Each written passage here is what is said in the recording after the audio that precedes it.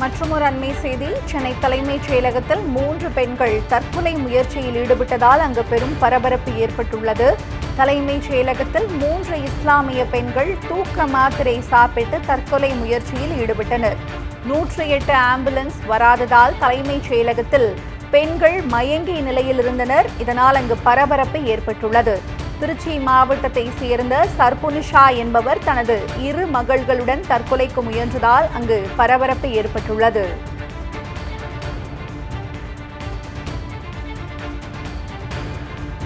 சென்னை தலைமைச் செயலகத்தில் 3 பெண்கள் தற்கொலை முயற்சியில் ஈடுபட்டதால் அங்கு பரபரப்பு ஏற்பட்டிருக்கிறது. கூடுதல் விவரங்களை எமது செய்தியாளர் தீபாவிடம் கேட்கலாம்.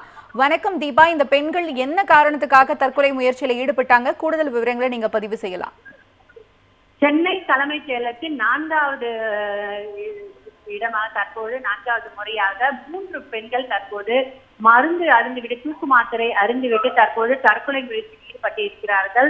அதாவது தங்களோட திருச்சியை சேர்ந்த அந்த 3 பெண்கள் தங்களுடைய வீட்டு உரிமையாளர் காலி செய்ய வேண்டும் என தொடர்ந்து 2 மாதங்களாக எங்களை பிரச்சனையை ஏற்படுத்தியிருக்கிறார். ஆனால் இதுவரை நாங்கள் படிப்பதற்காக காலதாமதம் ஆகிறது, எங்களுக்கு நேரம் வேண்டும், எங்களுக்கு நேரம் கொடுங்கள் என்று கேட்டார்கள். ஆனால் அந்த வீட்டு உரிமையாளர் தங்களை கொலை மிரட்டல் விடுத்ததாக திருச்சியில் உள்ள காவல் நிலையத்தில் புகார் அறிவித்தும் அந்த வீட்டு உரிமையாளர்கள் எந்த நடவடிக்கை எடுக்கவில்லை என தொடர்ந்து 2 மாதங்களாக குடும்பத்துடன் நாங்கள் தற்கொலை செய்து கொள்வோம், இது போல தொடர்ந்து எங்களை மிரட்டி கொண்டிருக்கிறார்கள் என்று தெரிவித்தும் காவல்துறையினர் எந்த ஒரு நடவடிக்கையும் எடுக்காததால் தலைமைச் செயலகத்தில் முதலமைச்சருடைய தனிப்பிரிவில் தற்போது புகார் மனு அளிப்பதற்காக அந்த 3 பெண்களும் வந்திருந்தனர். ஆனால் அந்த 3 பெண்களும் புகார் அளிப்பதற்கு முன்பாகவே மருந்து அருந்துவிட்டு, அதாவது தூக்க மாத்திரை அணிந்துவிட்டு தற்போது செய்தியாளர்களை பார்க்கும்போது அங்கேயே மயங்கி 2 பெண்களும் மயங்கி விழுந்தனர். அந்த காட்சியை நாம் பார்த்து கொண்டிருக்கோம். மிகப்பெரிய அந்த 4வது முறையாக தற்போது தலைமைச் செயலகத்தில் இது போன்ற பெண்கள் தற்கொலை முயற்சியில் ஈடுபட்டு வருகிறார்கள். ஆனால் பாதுகாப்பு நடவடிக்கைகளோ எந்த ஒரு நடவடிக்கை எடுக்கவில்லை என தெரிவித்தார்கள். 2 நாட்களுக்கு முன்பாக பார்த்தீர்கள் என்றால் ராணிப்பேட்டையை சேர்ந்த ஒரு பெண் தங்களுடைய காவல்துறையினர் எந்த ஒரு நடவடிக்கை எடுக்கவில்லை என தன் சேலையில் தீயிட்டு தற்கொலை செய்ய முயற்சித்தார்.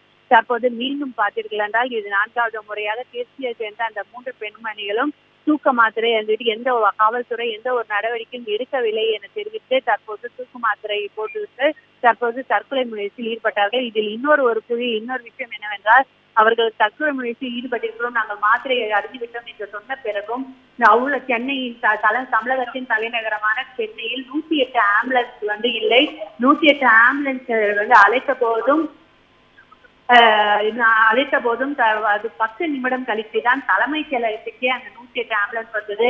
அவர்கள் ஏற்கனவே 7 மாத்திரை, ஒவ்வொரு பெண்மணி 7 மாத்திரை தூக்கு மாத்திரையை அருந்தி கொண்டு தாங்கள் தற்கொலை முயற்சி செய்து கொண்டோம் என்று சொன்ன பிறகும் காவல்துறையினர் எந்த ஒரு நடவடிக்கையும் எடுக்காமல் 10 நிமிடம் கழித்துதான் அந்த ஆம்புலன்ஸே வந்தது. தலைமைச் செயலகம், அதாவது தமிழகத்தின் தலைநகரமான சென்னையின் முதலமைச்சர் இருக்கக்கூடிய தலைமைச் செயலகத்துக்கே இந்த நிலைமை இருக்கிறது. 10 நிமிடம் கழித்துதான் 108 ஆம்புலன்ஸே வந்தது.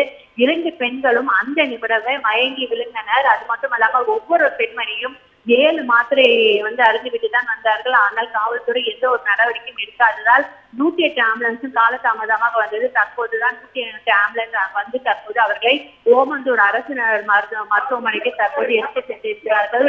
காவல்துறையினர் எந்த ஒரு நடவடிக்கையும் எடுக்காததான் இதற்கு முக்கிய காரணம். திருச்சியில் காவல்துறை நடவடிக்கை எடுக்கவில்லை என்றுதான் நாங்கள் தலைமைச் செயலகத்துக்கு வந்தோம். ஆனால் தலைமைச் செயலகத்தில் முதலமைச்சரின் தனிப்பிரிவில் எங்களை எந்த ஒரு இதுவும் நிற்கக்கூட விடவில்லை, புகாரையும் கேட்கவில்லை என்பதற்காகத்தான் நாங்கள் எங்கள் குடும்பத்துடன் தற்கொலை செய்து கொண்டிருக்கிறோம் என்று செய்தியாளர்களிடம் தெரிவித்தார்கள். அந்த காட்சியை தான் நாம் பார்த்துக் கொண்டிருக்கிறோம்.